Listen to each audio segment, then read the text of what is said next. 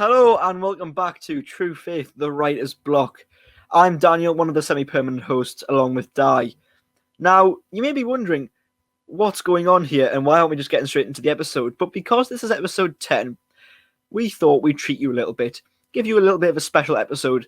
So far, Writer's Block has amassed nearly 6,500 views in the 9 episodes we've done it so far, and we wanted to say thank you to all those who've tuned in so far. So what we're giving tonight is a special episode in 2 parts. The first part will be hosted by myself, and the second hosted by Di. So we'll have lots of things to talk about. Obviously, I'm not going to spoil any of it now. You'll have to wait and see what we talk about, but you can probably take some good guesses considering what's been going on in the world of football of late. But as I said at the start, we just want to say thank you to all those who've tuned in so far and watched us so far, because we've had great fun doing it, and the fact that we've had so many views so far really is fantastic. So we wanted to say thank you. With that being said, let's get straight into it and into the first half of the show, hosted by myself.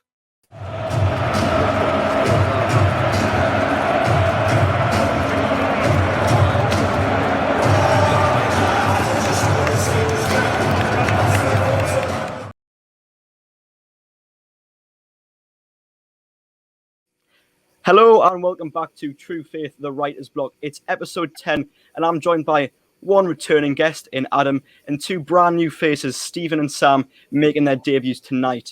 As is tradition with new guests, we'll let each of them introduce themselves and just give a brief sort of overview as to how they came to support Newcastle United, maybe give one of their best memories supporting the club. We'll start with Sam. Thanks for having me on, Dan, first and foremost. So for me, it probably would be sort of Kevin Keegan's mid-90s era, and from there it kind of progressed and sort of first football shift. And I think it was captivating the whole of the country, wasn't it? And despite my Scottish accent, it was the first sort of football shift I got. And probably first memory would be getting down to St James's Park in 2009, our initial first championship season under Chris Shooting in a 3-0 win against Reading, and a show my way hat-trick. I remember that very well, yeah. Stephen, we'll come to you next. Well, I'm probably going to show my age here because my first memory is going to the game in 1988. So I was taking the game. I was, a 2-0 win over Watford. I think Mickey Quinn scored both the goals. It was my dad got me into it basically. It was a thing that I wasn't really given much choice about, and probably just as well because I don't think I would have chosen Newcastle if I had been given much of a choice. But no. It's a curse I've passed on to my own children. Yeah, thank you both for that. Now, as always, just a quick reminder that if you do want to be part of True Faith and get involved, do things like this and write for the fanzine and the website, head to @TFNUFC on Twitter and get in touch. Now, let's get straight on with our show tonight and get on with our first topic, which is the 1892 pledge launched by the Supporters Trust. The website for this, if you do want to make a pledge, is running along the bottom all the time. It's been the big news at Newcastle United over the past week, and certainly I'm very much on board with it. I've made my pledge. So coming to you first, Adam, what are your thoughts?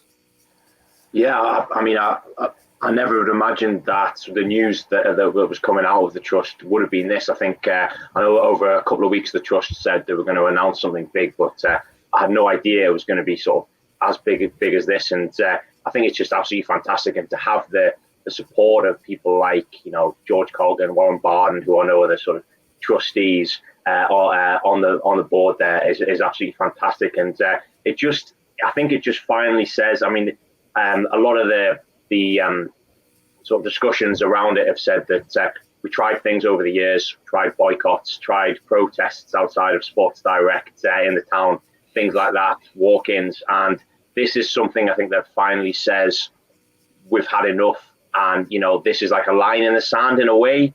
And that, I think that's how it feels to me. It's like, we've had enough. And as well, having listened to some of the discussions and the conversations and the different podcasts, there is a fear that, if we do draw comparisons to Sunderland and what happened there when they were taken over by these guys, and, that didn't go particularly well. And just this idea that if Ashley can't get a buyer, he might offload it to some chances who don't have clearly our best interests at heart, to have that say, to have that input in the club affairs is going to be, I think, crucially important moving forward, definitely. So I think it's absolutely fantastic, definitely.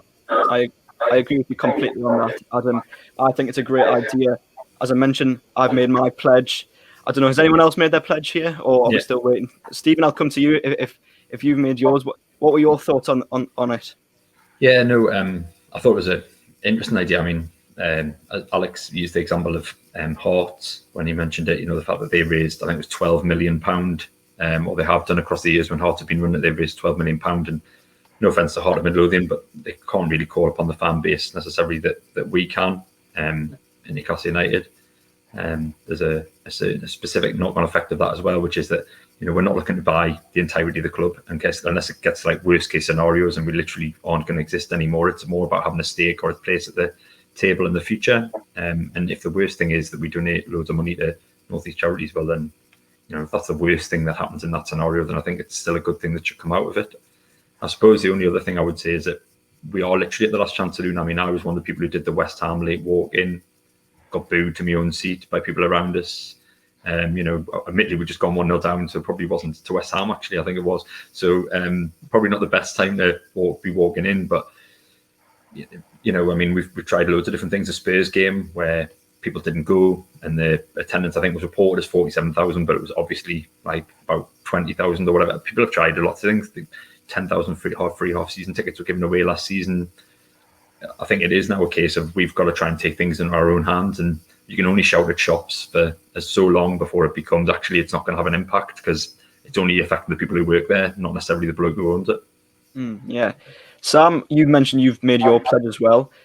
Do you think it's a realistic ambition? Obviously, there has been some skepticism. People have had their doubts about this pledge, but do you think it can work? I think it's one of those ones, Dan, where it's Stephen and Adam pointed out as well. I think it's one of those ones where it is really a crossroads for the club. And I think when we look at it in recent times, there's been that bit about trying to rejuvenate the support. And I think when we've had Rafa Benitez's tenure, Chris Hughton's tenure, I think it's one of those ones where we went through a period of transition, shall we say, and you thought that those two previous relegations might have been the rebuilding that we were looking for. But I think it's a bold plan. But I think it's one which is certainly galvanises support early days. But I think it's that bit about trying to make a contribution and giving something back to your club. I think previous managers we've had in the past, the most charismatic of them, Rafa Benitez, the late greats Bobby Robson, Kevin Keegan, were ones who were very much entrenched in the local community and the city and galvanising that together. And I think that pledge is certainly looking to be that bridge between the disgruntlement, for want of a better word, or dissatisfaction, and reuniting us again. You know, and I think that the early positive signs are that it's rejuvenated the support. But I think, to pick up on the point of the guys earlier on, and it goes well, I think it's one of those ones where there's been various different options we went through that, and to no avail. So it's maybe the only one where it might actually, by the proverbial, get hierarchy to actually sit and take notice. And I think, again, we've got guys like George Culkin and others, the power of social media is hopefully going to empower change for us.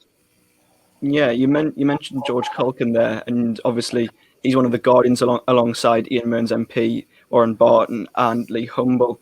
And of course, as well, it's had the backing of Alan Shearer on Twitter, Rob Lee, Steve Howie, to name a few. Adam, how important do you think having these names on board is for the sort of the reach and the credibility of the pledge? Oh, it's really good, and I think as well the names there, as sort of Sam was saying, they understand it. They understand things from our side of the fence, and they understand the what Newcastle fans want. And it's not this kind of national media narrative about being too expectant and demanding things. You know, the names you mentioned there all understand us, understand the fan base. So there is that united feel there is behind the pledge, because we've got people who you know played under, you mentioned Keegan, Sir Bobby, and understand how good the good times can be as well. And I think it does, you know, having those people on board gives the pledge scheme that real kind of snowball effect. Definitely. I certainly agree with you on that. Yeah, I think obviously when the pledge was announced, suddenly obviously this massive sort of social media uproar, and then on day one, Alan Shearer gets involved and says on Twitter, "Oh, I'm in." I think that's absolutely fantastic. Is there anything else anyone would like to say about the pledge? Obviously, I think we've covered a lot of bases here, but is there anything else anyone would like to chip in? Stephen? Yeah, just to say that, like Warren Barton is, I think, was it 9,000, 10,000 miles away? And like, yeah, to be fair, for the rest of his life, had to have nothing to do with Newcastle United apart from having a famous song about his hair. And that's all he could go down in history of having been part of the entertainers and being part of all that whole system.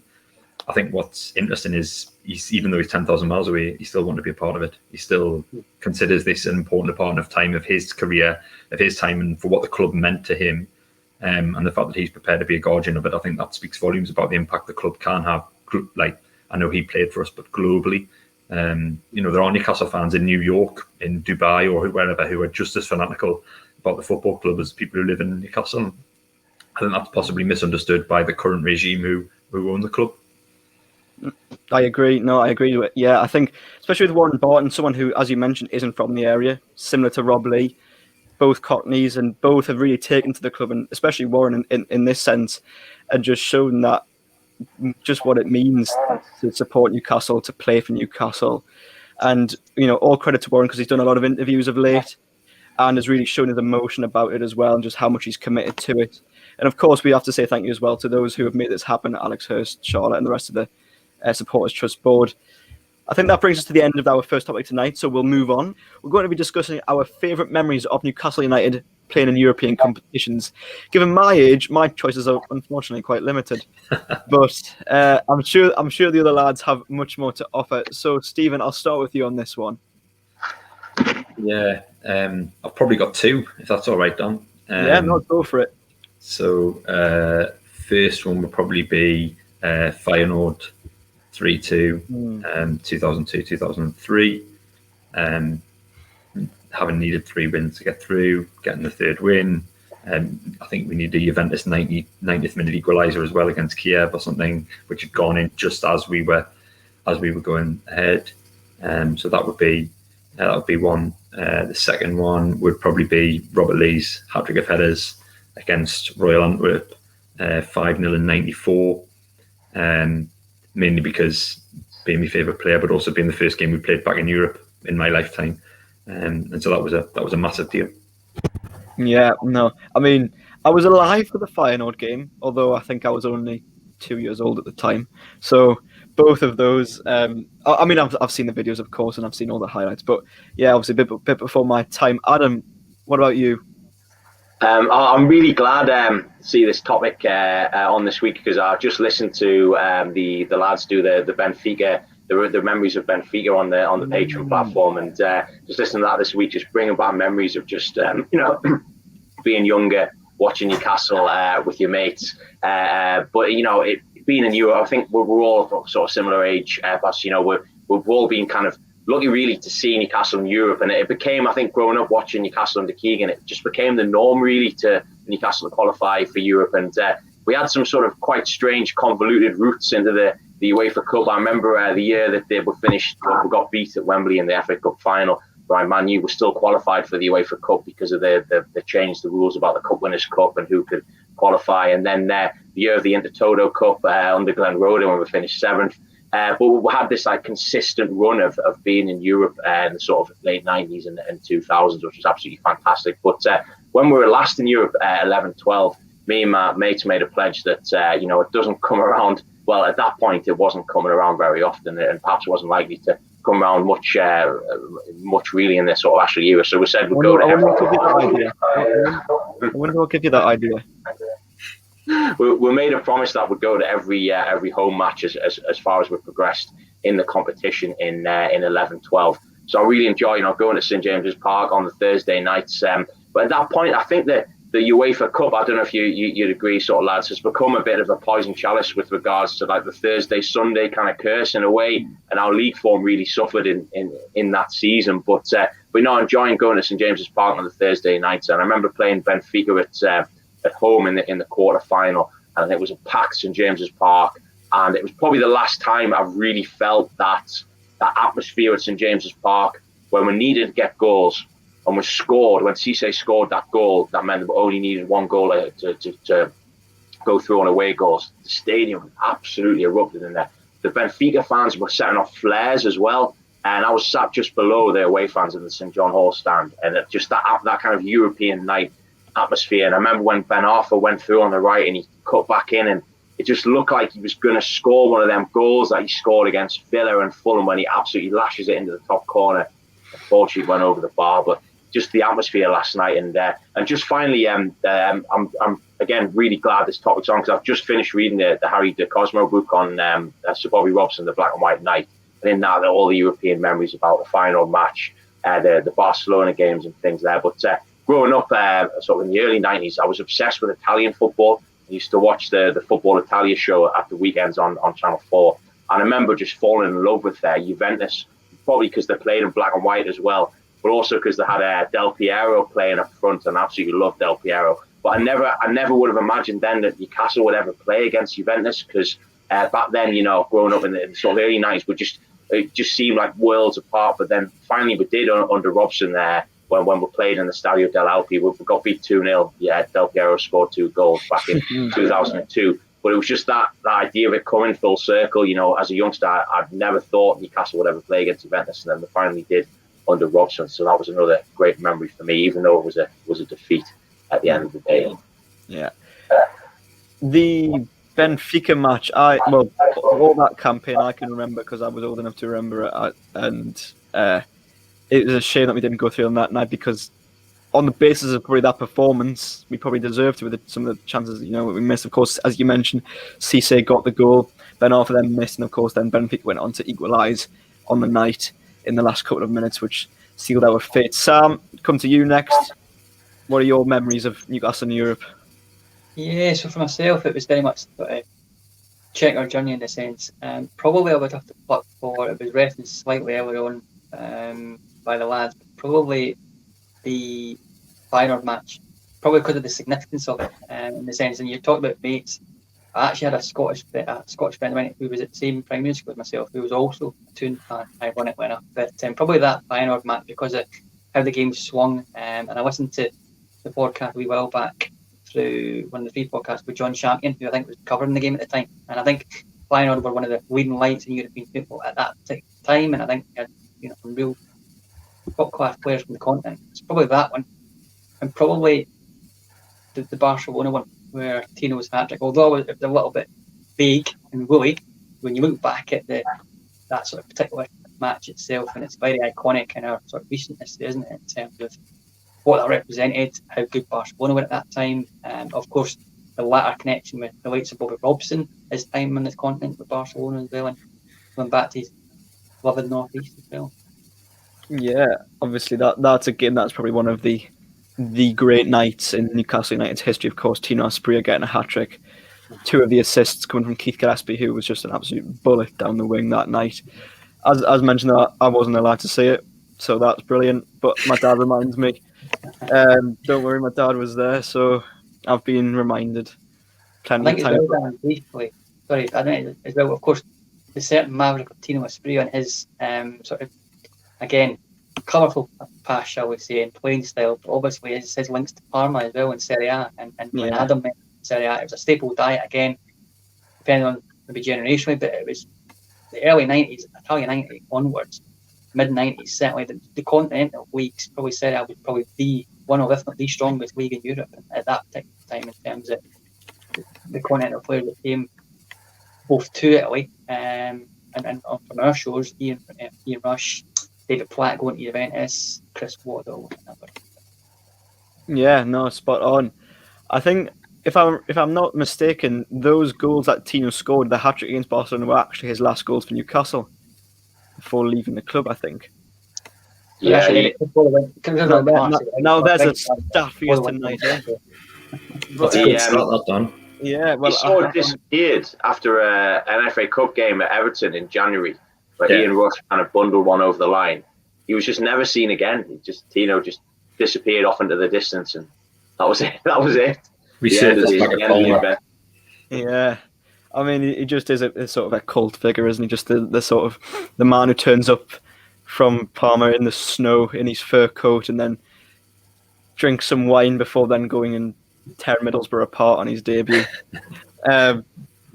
Just what a man. But yeah, I think my European memories, as I say, mainly come from that one season in the Europa League in sort of 12-13, I think it was. Finishing fifth, of course, in 11-12, which was good. And then it was very good, of course. We've not really had anything good since, to be honest, in terms of that high place finishes. But yeah, I think, what was it? What's memories I'm trying to think? Oh, yeah. It was, I think there was a game against Bordeaux when we beat them at home, St James's Park, and that was brilliant. And then obviously there was other games against Angie when we won in the last minute. I think it was a Cisse header. That sort of resonates for me because, as I mentioned, none of the other ones I can really remember. Obviously, the Sir Bobby Robson era, I was alive, but still in nappies. So, not that I'd remember it or anything, unfortunately. But I just think that this club that's had such a rich history of playing in Europe and having nights like that. Obviously, we're often labelled as that we expect too much, but I just think that with what we've gone through and endured in the last sort of 14 years, a return to some of those nights is long overdue. I'm surprised no one's mentioned from the same season as the final game, the 2-2 away at the San Siro against Inter Milan. I don't know if anyone else has any memories of that game. The reason why I didn't really pick that one is because that was probably the game that confirmed that we weren't through. True. Shearer gave us the lead twice. I think Vieri and the centre half, I can't remember his name, that's really bad, got the second equaliser. And I think the problem with that was, although we took, I think, 8,000, 9,000 supporters, I think anyone you ever speak to was in Milan for that game. But another game that was a brilliant night, the UEFA Cup semi-final at home against Marseille, finished 0-0. Michael Bridges came off the post and came off the bench and hit the post, not came off the post and hit the bench. We were a bit of paint away from being 1-0 up against Marseille, and Johnny Woodgate does his hamstring in the next league game against Chelsea and doesn't play in the away leg against, and that's it. We've got Drogba against Bramble and O'Brien, which only ends one way. I think until recently we were one of only 6 or 7 English clubs to make it in the last 16 of the Champions League or European Cup. I know it was a second group stage, so that's a little bit of a false misnomer to what it is now. It was that, yeah. It meant something to me at the time. It was like massive for me that we were one of the 16 best teams in Europe that season. And I think it was Bayer Leverkusen had won it the year before, and we beat them home and away in the second group phase. I think Scholler scored twice, or maybe even got a hat trick in the away leg. So, hey, when Scholler scoring that many goals against you. We went to Leverkusen without Bellamy and Shearer because they both had subsequential bans for doing naughty things. Yeah. I think Shearer absolutely whacked Materazzi with his elbow in the home game against Inter Milan. But to see Newcastle playing, as I mentioned before, watching the Italian football, growing up, seeing them play in the San Siro again was just absolutely unbelievable.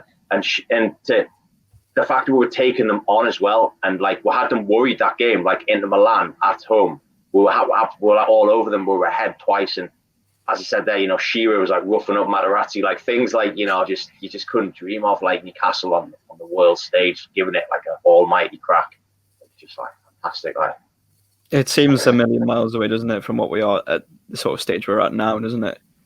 Just to, as I said, to look back at these memories and think of what this club used to be, as to what it is now, it's the polar opposites are unbelievable.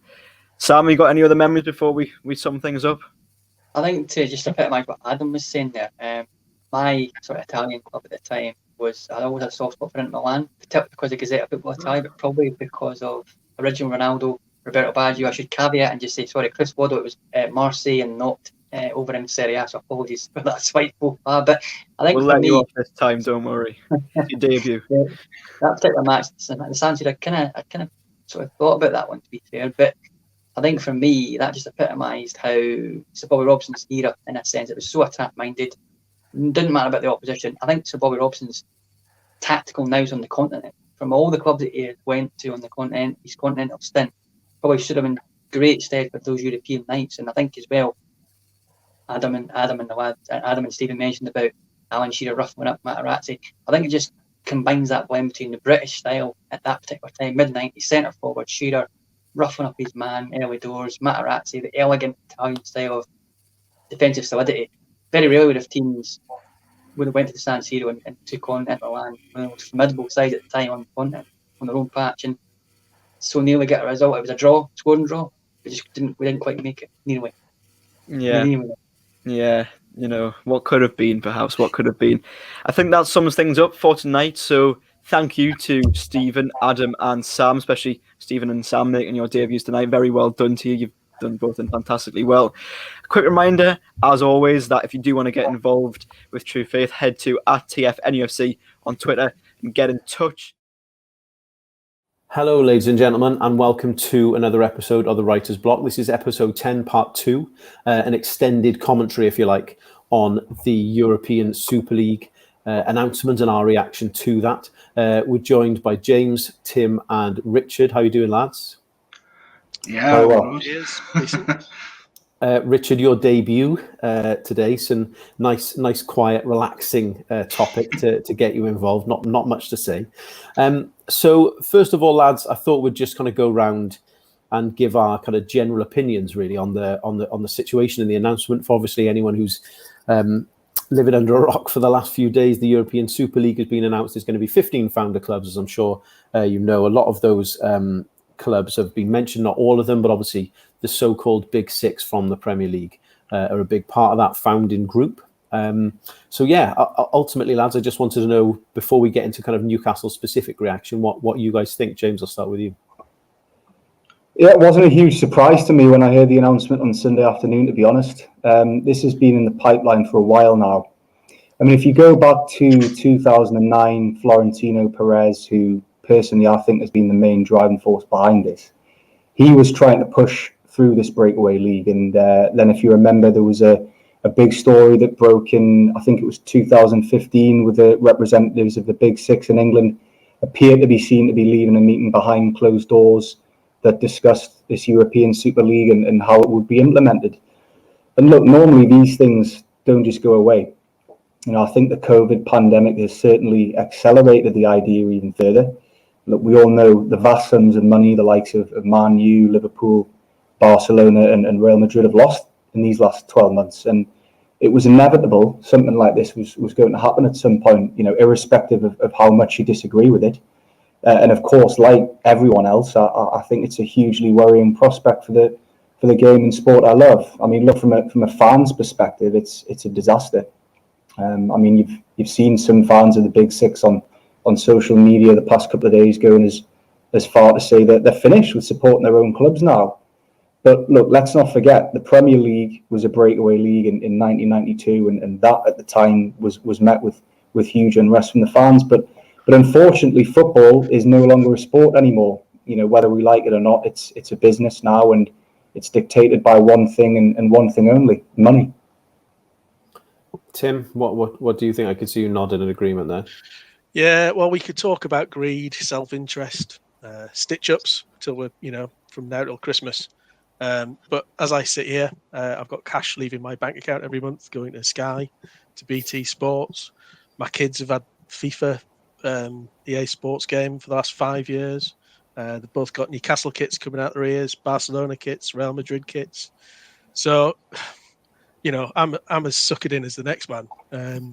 It's been coming for years, as James rightly said. Premier League, what is it, almost 30 years old. And from that point forward, really, clubs have just got more powerful. If we think, FIFA have got World Cups happening in Russia, in Qatar, UEFA have essentially given the greedy clubs of Europe free rein with the Champions League. So everybody's complicit in it, really.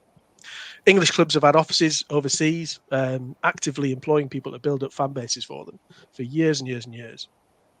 And gone are the days of making punters from us legacy fans. They've clearly just gone, fuck it, let's just go out to the global mainstream and kiss goodbye to our early adopters. It's crazy. Football needs a reset. Much like James has said, it's gone completely mental. So maybe this is the opportunity to do that. Richard, have you got anything you want to add there, mate? Well, to be honest, the thing that really grates me about the whole situation is, as James mentioned, they've had this planning since God knows how long ago. And the whole thing just feels so hastily arranged. It feels like someone's, there's a group of mates in the pub having a far too many pints, coming up with some harebrained scheme to do something. One of the mates is gone. He's off the way on his way to do it. He's come back and fuck, we're all in it together here. We can't back out now. You know what I mean? And then you've got Joel Glazer with his Fisher Price Internet, my first website kit, putting up his website as well. And the whole scheme to me, it just doesn't make any sense. The whole competition of it, the way it was arranged, it could have been a lot more thoroughly organised, a lot more talking between UEFA, the clubs involved, and it could have been something fantastic. But instead, those clubs have decided to go off on their own route and do it themselves, and let's just face it, it hasn't worked at all. Yeah, it's an impossible situation, I think, from a fan's perspective, to find much positive with it. I think, obviously, I echo everything you said there. The biggest thing that annoyed me about the whole thing has equally been UEFA's response. I feel like this has become a bit of a dick swinging competition almost. I've got more power than you. You're doing this to me. Fine. My response is I'll do this to you. Let's ban them. Let's get rid of them. Let's do this.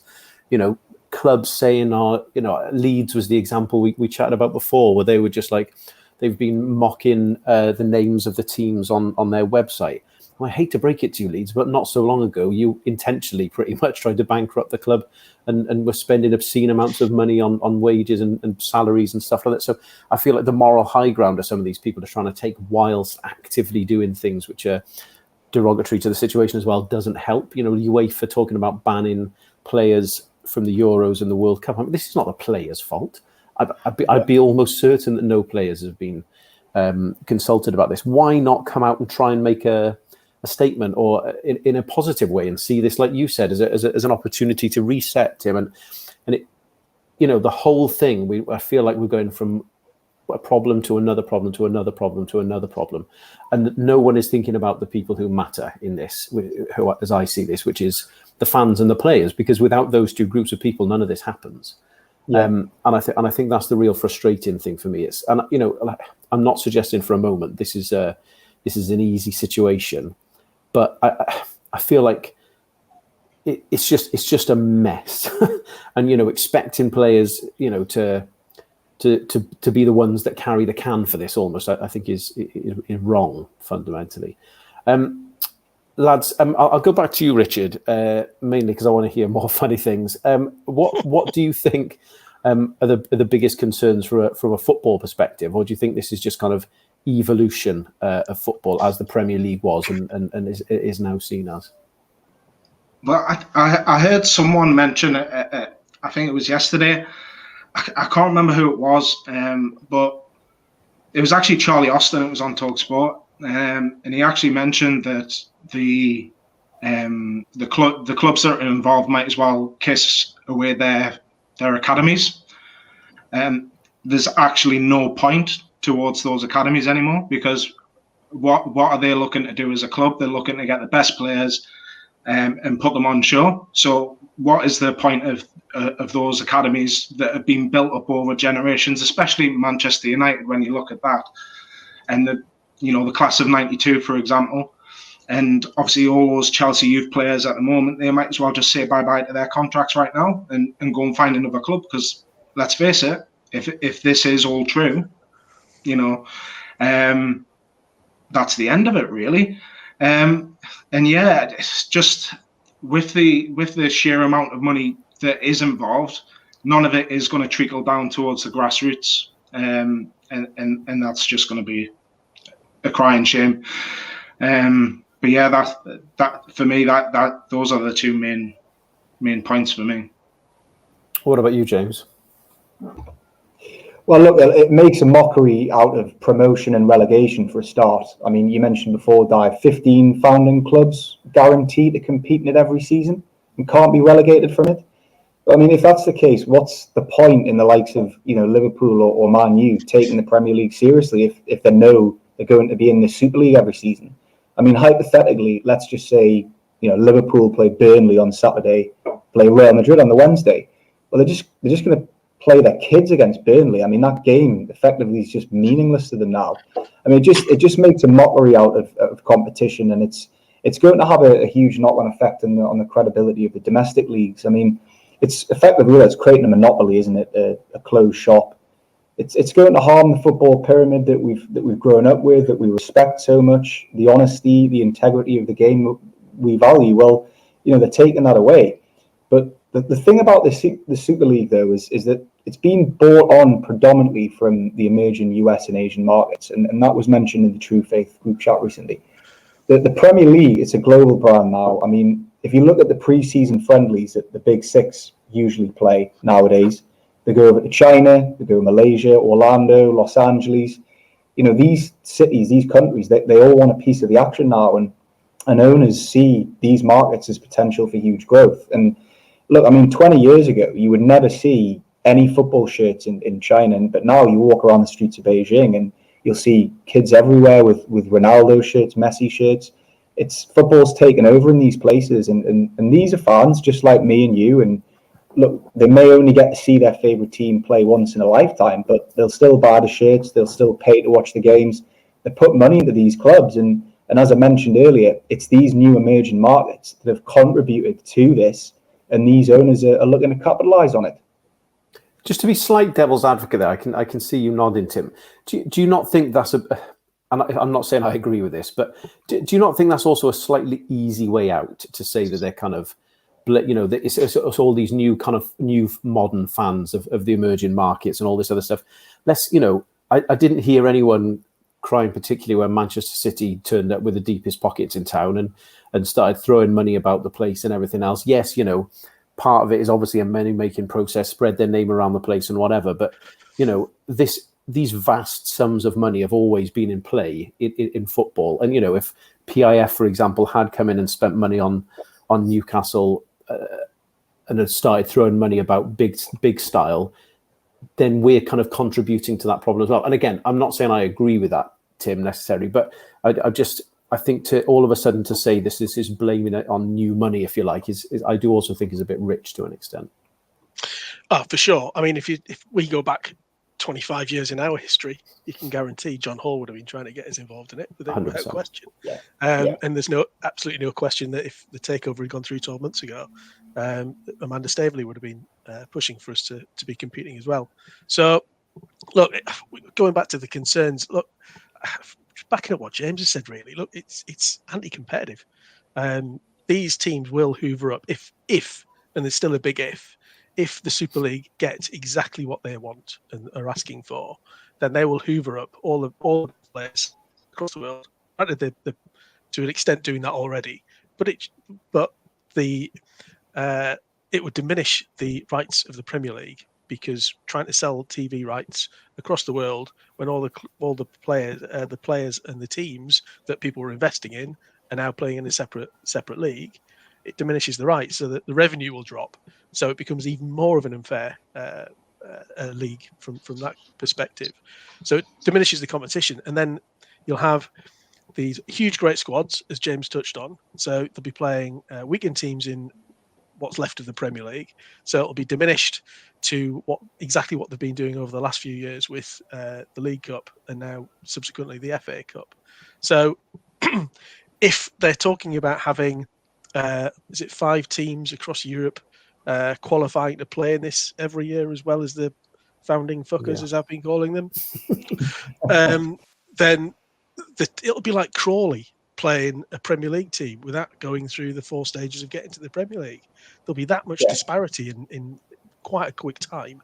So in 5 years, as I say, it is absolutely going to ruin football across, well, certainly in this country, but across Europe. It's absolutely staggering. Yeah, I mean, I agree with everything you've said. I think the biggest thing I think about all of this is that it has united football fans of a lot of different clubs in a lot of different ways. I've spoken to a lot of people in the last week. My uncle's a Man City fan. He's been going home and away for a long, long time. Him and all his pals are absolutely furious, don't want to be involved. I've got other family who are Liverpool fans, friends who are Man United fans. No one. I've not heard from one person yet who wants to, apart from one Arsenal fan who described it as this is just the natural evolution of football, which I thought was a really interesting way to say it, because the Premier League is not a closed shop in the sense that you can get promoted and relegated, but you look at the number of teams who get promoted and stay there is a relatively low and diminishing number. So I guess there is an element of truth in that this might be the next evolution of football. I fundamentally disagree with it on a sporting level, because you just have to be rich and famous to get there. But I do think there's an element of that. And I do think even if this doesn't work, something like this will eventually come round again. It will become an American model. Like I mentioned this a couple of weeks ago, that the Club, which I would recommend anyone to read if you haven't already, is a great book about football finance. And basically, since the inception of the Premier League, everything was trying to build an American model. Everyone wanted the Premier League to be like an NFL game, where you can spend your money in every corner you turn. They made half time 5 minutes longer, not for any football insensible reason. They did it so that punters had more time to spend their money at half time. That's the reason that happened. So I do think that this will kind of rear its head again if this doesn't work out this time, and will kind of come back around. And I unfortunately, whether rightly or wrongly, I do think it is the evolution of football. I fundamentally disagree with it in a sporting context, of course, but I do sadly think that it is the evolution of it. To kind of look on as to what could be done, so to speak, to kind of stop this situation, or to even kind of make the most of it from a Newcastle perspective. What can be done to stop this, do you think, or is there anything that can be done to stop it? Go on, Richard. You go for it, mate. Well, there's a lot of things that can help stop it. I mean, there's the likes of the NUST, the Newcastle United Supporters Trust. All of those concerning clubs, pretty much actually anyone that is involved and has a season ticket, goes to football, watches football, contact their local supporters trust, and get involved and see how you can help to get involved, really. What the thing that's quite worrying for me is the government involvement. Whilst I like the premise that obviously Boris Johnson has come out and said that he'll try and do everything to stop that, and there's rumours of players not being able to get visas if they do, sign up to this stuff. I think that football and politics have to be kept separate, and one of the key things that has kind of come out over the last 48 hours, shall we say, is the likes of the regulator that could potentially come in, an independent regulator, which I quite like the idea of. So it has a kind of balancing act between the supporters and the clubs themselves, and it can regulate what basically happens in football, and it keeps a fair and balanced view, really. So hopefully that's something that can come into effect. But with everything, it's just a pipeline thing at the moment. Until it comes into fruition, we can't say here or there whether it's going to happen. What about you, James? Do you think there's anything that can be done? Well, look, I mean, it's going to take something monumental to stop this, in my opinion. I think it's probably too far gone now for anything really meaningful to happen. But, look, it's not to say people won't and shouldn't try. I heard Jurgen Klopp speak out about this last night on Monday Night Football. James Milner, Patrick Bamford came out after the game and condemned it, talked about their dislike of it and not wanting to be a part of it, particularly James Milner. But yeah, I mean, look, Pep Guardiola's come out today and urged the owners to explain the decisions. PSG, Bayern Munich, their ownership have rejected it by the sounds of things. I mean, this has got to continue really for any kind of backtrack on this. You know, and I mentioned this before we started recording. This is going to dominate the headlines for the next 6 months, probably a year. It's not going to go away. And yeah, as I said, if anything can be done to stop it, then it has to come from the key figures in the game, the players, the managers who you would hope can have an influence. You know, will legal action be taken against these clubs by FIFA or UEFA? It's certainly possible, but we don't know yet. It's such a fast-moving story that, you know, for all we know, there's probably been another development that's happened while we've been recording this. I do keep refreshing BBC Sport, I've got to be honest with you, just in case we can deliver some breaking news. It comes to something as well, doesn't it, when PSG, you know, Qatari-owned, civil rights abusing Qatari-owned PSG are the moral winners of the day. It quite comes to something. What about you, Tim? Is there much you think that can put a roadblock up? Do we want to stop it? That's the question. Do we want to capitalise on it? Can the rest of European football capitalise on it? I mean, FIFA could refuse to recognise it as a tournament or a competition, and thereby, I'm pretty sure any player who plays in it wouldn't be eligible to play for the national teams. So it wouldn't necessarily need a domestic football association to say we'll not pick you anymore. So if they did that, and then the individual leagues kicked the aforementioned clubs out of their domestic competitions, I think that would scare a few of the clubs, particularly some of the English clubs. From what you read in the newspapers and hearing on the radio, it seems as though Chelsea and Man City were almost, you know, last minute.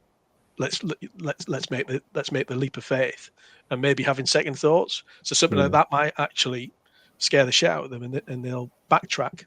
And if that was the case, then the Premier League all of a sudden actually starts becoming a little bit more. Bit more of a saleable asset, so perhaps we wouldn't lose so much on TV rights. And there's still some massive clubs throughout Europe that could compete on a European stage. So Ajax haven't been involved. You've already mentioned PSG, the German clubs. You know, there's some massive clubs in Turkey and Greece, as well as the Portuguese clubs. So you could still have a really, really strong competitive, and yes, they would have to qualify those teams to play in the Champions League, unlike what UEFA have recently proposed for these super teams. You could have a really exciting prospect. So, you know, and it also might mean Newcastle could qualify. So there's every cloud and all that. But I think, you know, in all seriousness, to take it to stop, I think you would have to have some really significant players and coaches walking out of clubs. Obviously, the players can't do that; they're under contract. But managers could do that. But they would have to come out and shout against it. It's got to be the players who are within these teams. That's the only way I think anything can happen. I totally agree. I think that's the thing I said about think about the players. I mentioned them before. I think it's tough to kind of ask them to carry the can, so to speak. But I think they're the only ones with any kind of real power in this situation. The fans certainly are. We've not been listened to. We've been ignored for ages. So I don't think anything would change there. I saw that Jordan Henderson has called for an announcement of the captains of the Premier League side. So hopefully that comes to something. But I mean, I think there's also a level of reality that has to be put into this. We were talking about it beforehand as well. You know, we're asking a lot of some of these players who are earning obscene amounts of money, not their fault that someone else has offered to pay them that much money. You're then asking that person to come out against their employer. I mean, I've got to be honest, if you know, I'm a teacher, the chance of me being paid 400 grand a week are fairly slim, I'll be honest. But if someone said to me, you can have 400 grand a week, but all of a sudden you're expected to speak out against your boss who's paying you all of this money, I've got to be honest, we can have these moral arguments as much as we want. I'd be hard pushed to walk away from 400 grand a week. And I think the difficulty is it's all well and good one or two people coming out and taking that risk and taking that hit. I think there are probably players of the stature of Ronaldo and Messi who could probably come out of that smelling of roses. But, you know, to get that type of person on board is a huge thing. And I just don't think there are mechanisms in place for this sort of thing. To, you know, are they even allowed contractually to come out and speak against their boss, regardless of the context of the conversation? You know, I think there's a lot of red tape in the way that has people signing new contracts have probably, the clubs have probably had stuff like this in the back of their mind saying you can't come out and talk about us, and they haven't really realised to an extent what they were signing, even perhaps in terms of what was coming next. So I think it's such a difficult position for anyone to kind of be under. I just want to say one more thing, because I think Richard wanted to jump in. I thought you were going to say something there, but I just wanted to say one thing quick, which I thought was really interesting and is so true. I saw Carlton Cole tweeted today, not long before we came on air, and he said, if everyone reacted this quickly and this strongly to racism in football will be gone in a heartbeat. And I thought that was such an insightful way of wording this whole thing. You've got to equally put this into context. This is ultimately just football. It is people kicking a bag of air about. And I know we all love it, but there's also reality here that there's still much bigger, like real life social issues that are being swept under the carpet. And I don't want this to become some kind of political podcast rant, which we're now going down the route of, but I thought that was such a striking and strong thing to say, and really valid point as well. But sorry, Richard, you go ahead. I could see you were going to say something. Yeah, I was just going to mention, we're all kind of lauding, Bayern Munich, Dortmund, and Paris Saint-Germain as these moral high ground, football clubs. But let's face it, if Bayern Munich and Dortmund weren't 50+1 and on that rule in the German league and had to have the fans back and to be able to do it, they'd be gone like a shot.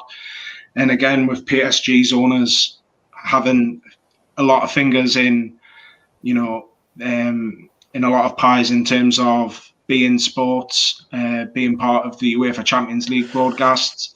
Again, I think you wouldn't be able to see them for the dust that they've left behind.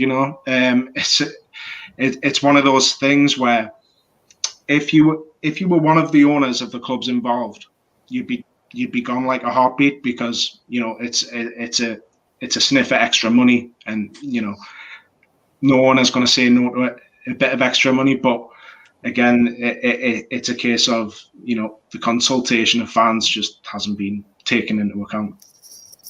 Yeah, I think you're spot on with the stuff. I would like to, just for my own sanity, believe that Dortmund have got enough about them to turn away from it. But I believe Bayern Munich would have gone in a heartbeat if it wasn't for them, and other stuff. I think German football has got a bit more of a supportive, that's probably the wrong word, vibe about it, in that I know that they've each financially helped each other out in the not too distant past, for example, and I think that would never happen in British football. So I think that's, they are, I hope, a different world. I'm aware of the time that's ticking on here, so I do just want to move on to one more thing, which is, do we think that there is, or could be at least, upsides and relative positives to this situation for teams like Newcastle United, who are not at that top table anymore, but all of a sudden this could represent an opportunity to do a lot of things in a lot of positive ways? Tim, I'll come to you first. Yeah, for every positive, though, I thought long and hard about this. For every positive, there's such a big negative. So, being able to compete to win the league, if teams do field, as the big teams do field weakened sides, but it just becomes a bit meaningless because the competition's not there. You're playing against Manchester United B team. I'm really struggling to see positives if they get what they want. However, if there's some way of compromising and doing something like I've suggested earlier, where we can still capitalize on these clubs leaving, then of course, if they're no longer taking part in the league, then absolutely it's been such a stitch up for such a long time with these Champions League qualifying clubs essentially hoovering up all the cash and the best players. It will give other clubs the opportunity to win stuff, and that's not just here. I mean, you mentioned Bayern Munich before. Have they won something like 9 in a row league titles? You've got Real Madrid and Barcelona pretty much competing over the last 20 years to win their league. And it's the same throughout Europe. So actually, that's probably the big positive if they end up leaving the league. If they stay in, then, yeah, as I say, I don't think there will be any positives if they still remain within their domestic leagues. Do you see any upsides, James? To be honest with you, Tim's said exactly what I want to say on that, and I won't repeat what he said. But I want to end this on a closing note, and just my final thoughts on this before we finish. But I just want to say that I'm absolutely certain that this will go ahead, and I know we discussed this before as well. But when you're dealing with the likes of John Henry, the Glazers, Roman Abramovich, Stan Kroenke, Sheikh Mansour, Daniel Levy, these guys are ruthless. Simple as that. They don't care about the fans. They don't care about criticism. They've got thicker skins than anyone. All they see is dollar signs. And look, if they strongly believe they can make money from this, and a lot of it, then they will push this through. The sad thing is, though, these owners are using the history and traditions of the clubs to line their own pockets. Look, I'm certain that supporters up and down the country will do everything in their power to try and stop this. I've got no doubt about it. It'll probably be the only time where the likes of Man U fans and Liverpool fans, who normally share an intense rivalry, will join together and try and prevent this. But unfortunately, when you're dealing with these owners, I see backing down from this now as a big sign of weakness and not something they would want to entertain. I mean, if you look at the egos that are involved here, the business minds, these guys are deadly serious about this. And as I said previously, it's a terrifying prospect. What about you, James? Richard, sorry. I think it's probably best to leave it at that, to be fair. I think just the one more thing I wanted to say was I think however this pans out, however this falls out, I think FIFA, UEFA, whoever have a massive opportunity here to do the right thing. And I know, football is about money. It is, it always has been in one way, shape or form. But I think they have a great opportunity to, you've talked about a reset. They actually have a chance to do that, I think, to an extent here, if they kind of approach this right and sit down and get important groups around the table, like the Premier League and La Liga and all these other people. And whether these other the big six and whatever are kept or whether they're booted out, whatever, this is a big opportunity to say, do you know what? This is going to keep recurring unless we do something about it. We need to put a stop to this one way or another now. And I think the implementation of like a 50+1 rule for every FIFA member association and how they kind of divvy that up amongst their organization, that the owners can still keep the financial side of things. Of course, it's about, the having a say from a fan's perspective. I mean, I'm personally all up for booting them out. I think, like Tim said, I think that would add a lot more credence to the league. And I did some maths earlier that 60 of the 74 trophies which have been available in the Premier League era, from League Cup, FA Cup, and obviously the Premier League itself, have been won by the top six. 14 other trophies, a couple of them repeat winners like Leicester and Blackburn and Aston Villa. The number of clubs who've won something in the last 30 years is really comically small. And I think this is an opportunity to do that. I think this is a chance to remove finance from the game as the top thing in the game. I think there's a chance where people can still make money from it. It can still be financially viable, and it can still be a lot fairer than it is. And I think that's my one big dream, if you like, from all of this, is that someone can come out and do the right thing. And I know it's not going to happen because they're all money grabbing bastards, as we've said. But I do think this is a great opportunity for someone to come out and do the right thing, however likely or unlikely that is. Has anyone got anything else they want to add before we wrap up for the evening? No, just I completely agree with you. I think it's absolutely going to go ahead. In whatever guise that may be, I think it's now wheels are in motion. It will happen. Yeah, we're too far down the line, I think, aren't we? Yeah. I was just going to hop on the last point that you made. It's a great opportunity for, football clubs at a higher level of the likes of, say, Luton Town and AFC Wimbledon, who have been down, come back up, risen from the ashes, really. And it's a great opportunity for bigger football clubs. I don't want to say bigger because I don't want to be tarred as the same brush as them lot down the road, but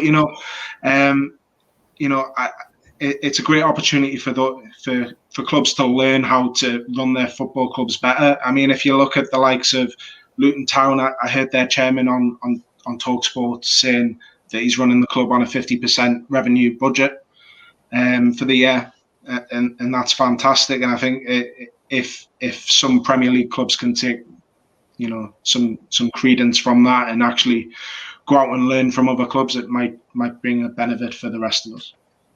Yeah, I totally agree. I think that's a good point to end on, I think. Thank you very much for your time, lads. Thank you for your debut, Richard. I don't know if you get some sort of celebratory cap from True Faith, but we'll see. Thanks for your time, lads. Good to speak to you as always. And thank you, everyone at home, for watching. Goodbye. Goodbye. Cheers. Cheers.